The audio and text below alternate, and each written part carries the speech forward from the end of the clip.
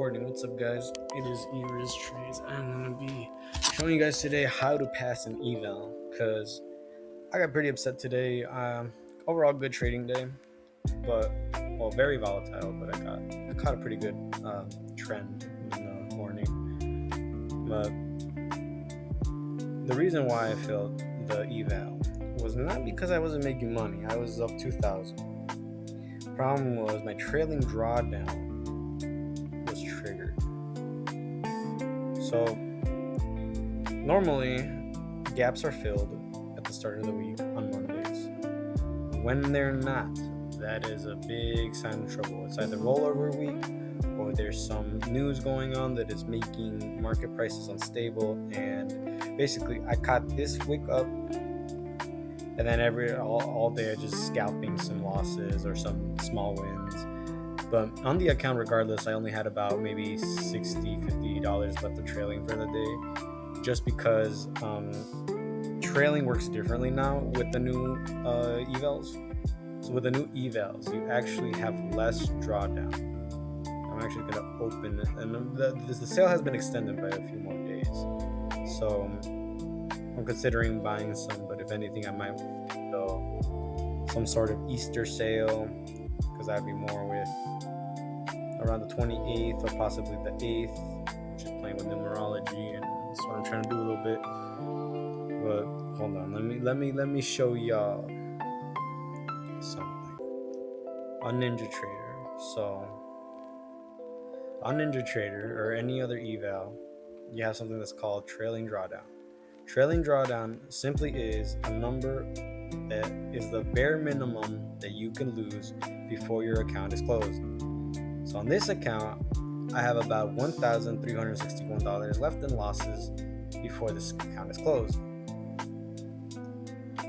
On this account, I have $1,396 in profit on the eval, but my trailing is 1905.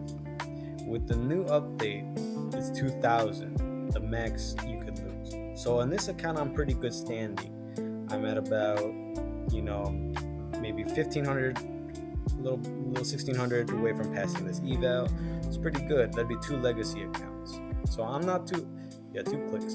So I'm not too mad about losing one of the new evals. They're still on sale. I could buy one. Just like I said, numerology. I bought them on the 28th, and unfortunately, don't think that it'll add up correctly. But we'll see. We'll see what days I can buy a little more. Because my goal is to pass these evals, especially the legacy accounts, because those I can take as many withdrawals as I want without having any consequences.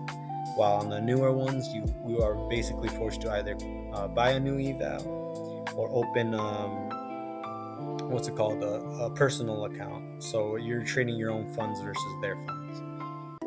So since we're close to the midnight open for I think it's the Sydney session or Tokyo session. Tokyo session. The S&P is gonna start to move. Will it move like how it does during the New York and the London session? No, absolutely not. There's not enough volume.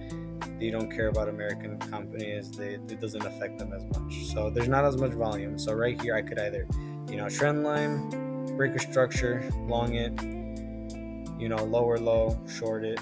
There's different things you can do. But let's say, for example, I'm gonna show y'all with a live example, but I also don't want to risk this account. Or let me show you on an account that I've almost blown. Let's see, I think it's this one. Yeah.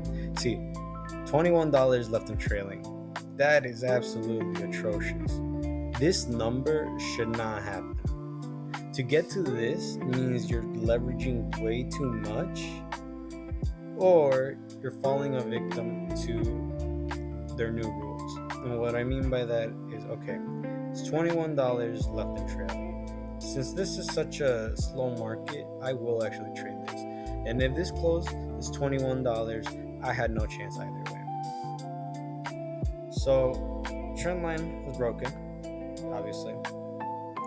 Let's start a little higher, see what's up, because I have no idea what this market is actually going to do. If not, I'm going to end up going to crude oil because I can't trade metals anymore on Apex, which is very unfortunate. I hate that. They need to bring that back. They were losing too much money. Okay, well, honestly, since this is at the lower range of the volume profile, and based off price earlier today, it is very possible it just smashes through the gap. So going back to the trading view chart, the reason why that there's gaps is because people are missing level 2 information. This is level 1 information. So it's either going to fill this little gap right here, which it tried with this wick up, barely sweeping IB low highs or IB highs, and then reversing. It could still fill this gap. This gap down here technically has been filled because of this. If you look over to the left. So the only possible gap to fill right now would be up here. But where would you go from there? Remember how I mentioned it? Oh, I didn't upload that video. But if we get to this point, it's most likely going to go into recession. It's probably just a pullback and then a drop. So based on that information, my bias here overall is going to be to short. So if I'm going to be shorting this, let's see, this is getting annoying. I both love and hate AutoFit chart. So it's most likely going to reverse from here, and the hour time frame is too high of a time frame for an entry. So drop down again. And just in case price fills, I'm just going to set a limit order right here. For my loss, $50 is the max, but in this account, for this sake, it's $21. Let's say this order fills, and I'm up $15. I wonder if it's gonna fill. But let's say it fills right here. Notice how this wick down here just barely touched this. If this happens again, and price immediately reverses up, I have a fair chance of saving this account, right? But if not, then yeah, it doesn't look like it. It looks like it was a liquidity sweep, and then it's gonna run up. So it's either I buy at not the best price that I would possibly want and risk it, or I can do this on another account. Let me see on the menu where this goes. EMA is showing bearish movement, but honestly I think that's the shift of market structure that we need, so I'm not opposed to doing something like this. It could still do the same thing, tag me and immediately reverse up, but I'm going to show you exactly what I mean. Okay, in this particular case it didn't happen, but let's say we bought here, and once price got to here, we're up $20 because it's only one, it's a micro. Let's say I were to stack more because I'm already up 20. If it gets to this price on 2 contracts, instead of it being, let's say 60, it's gonna be maybe 80, because 20 for the loss of the second contract plus covering what you will make, right? But let's say you do buy a second contract right here. Okay, there we go. We might get a perfect example of live. Either make it or break it. But see, now this is trailing down as this candle wicks down. So even if this doesn't trade and it does not hit my stop loss, and it doesn't close my trade at minus 50 like I have it programmed to, once it hits minus 20 and the trailing max drawdown hits 0, it will automatically close even if it reverses, and I only lost about maybe $5 in P&L. So that's kind of what I mean by it's almost better to trade your trailing drawdown rather than profit. Because if I was really greedy about it, I could be like, okay, clearly this is acting like a good entry price, so maybe I should buy another one, either here or here. If I buy it here and it even wicks a little bit more, it no longer goes from what is it, minus, let's watch it quick. Minus 1.25, it becomes minus 250. Okay, let's add 10 points. That's already $25 or $250. Like you're just scaling up depending on how many contracts you have. So it scales your losses too. So on a personal account, which I'm used to trading personal accounts, not evals, if I were to buy one here and the trailing goes all the way here, as long as I don't close it, I should be close to okay. Because there's trailing drawdowns aren't a thing on personal accounts. Yes, they will liquidate you if your margin is low enough, but at that point, what are you doing? Like, it's your money, you're full porting your whole account. Like, what are you doing? So they will do that. So at this point, I wouldn't even want to buy anything. I would consider this account recovery mode, and if it hits my TP, I have an extra 150 with wiggle room on this eval, which cool. Even if I only pass 3, like the one eval I have passed because I have this PA and then the 2 that I'm close to passing. Well, technically one close to passing, but the other one, if I would have closed the trade this morning at the positive number was at, yeah, I would have been close to passing too. But you win some, you lose some. But that's pretty much what I want to talk about. Because like even on an account where I have more margin, or not more margin, it's more trailing.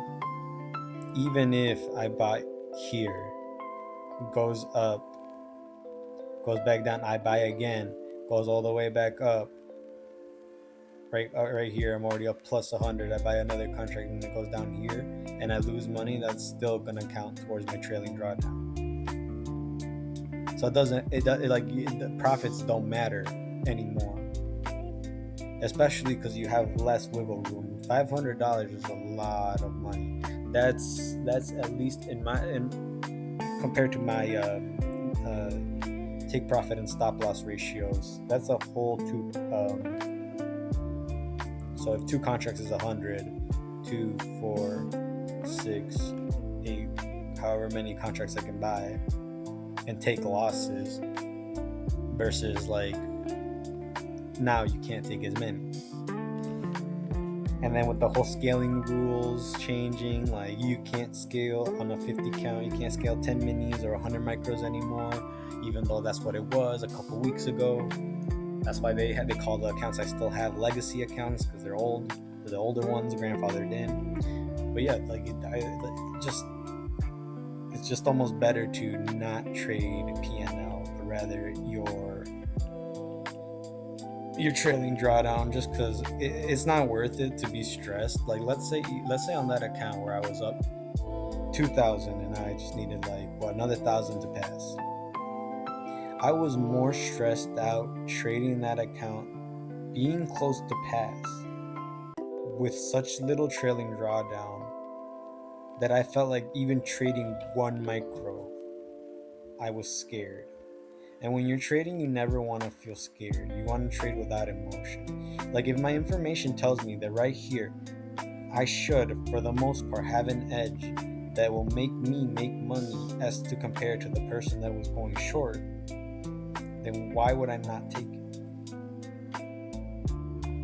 I might as well take that entry and ride the price out. But now that trailing the drawdown is measured even when in profit. Like right now, that drop is so much. That's still dropping my trailing drawdown. Good thing I didn't open another one, or it would have been a lot more. Right now, if I hit buy right here, this trailing drawdown, if it does not hit, if it goes anywhere near minus 20, that's game. If I leave this one account and it runs and it hit profit, I live to trade another day. So even while fasted, pretty much 700 hours into this fast, like burning away all the greed, like I can see how, my mind used to be chasing high PNLs. Like I was not satisfied with the trade unless I saw $750 to $1,000 on my PNL. Now I don't really care as long as my account is still open the next day. I didn't make that much of a loss, and I can make that money back tomorrow, if not more. So, thanks for watching, guys. That's it. Bye.